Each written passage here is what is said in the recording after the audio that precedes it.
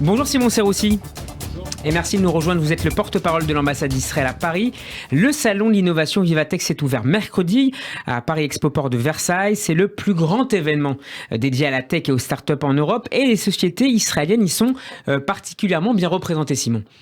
Oui, en effet, plusieurs dizaines de sociétés israéliennes étaient présentes à Vivatech cette année.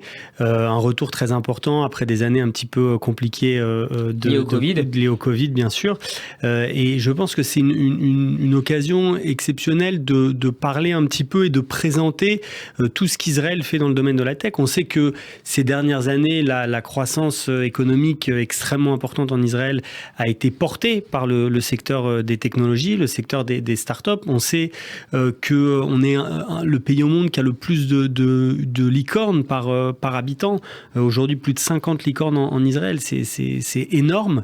Et comme vous l'avez dit, Vivatech est l'événement mondial pour ces startups. Et donc, de nombreuses sociétés israéliennes sont venues présenter leurs nouvelles trouvailles sur ce salon. Et il y a justement un événement qui a eu lieu à la veille de l'ouverture de Vivatech qui a permis la rencontre entre des dirigeants de startups israéliennes et des investisseurs potentiels français. Bien sûr, nous avons fait, comme vous l'avez dit, un événement exclusif à l'ambassade où certaines des startups israéliennes ont pu présenter dans un contexte un petit peu plus intime leur technologie, leurs produits à des acteurs français du monde des finances, du monde économique français, des investisseurs notamment, de gros fonds d'investissement qui étaient présents, les plus gros qui existent, il y avait Orange, il y avait Total, etc.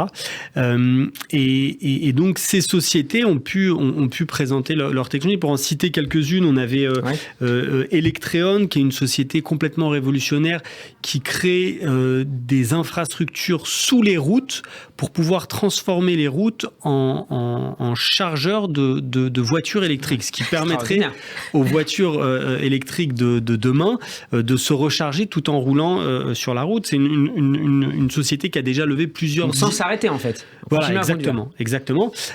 Une société qui a déjà levé des dizaines de millions de dollars. Donc ça veut dire que la technologie a été prouvée et intéresse des investisseurs.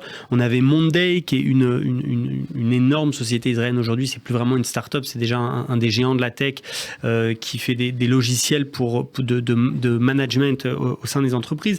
Mais il y avait des sociétés dans le domaine de la coiffure qui utilisent les technologies pour la coiffure, le crypto et autres. Donc c'était très varié et ça a permis justement de rencontrer donc des acteurs français du domaine. Merci beaucoup Simon Serroussi d'avoir été avec nous. Je rappelle que vous êtes le porte-parole de l'ambassade d'Israël à Paris. Shabbat Shalom. Shabbat Shalom, merci à vous.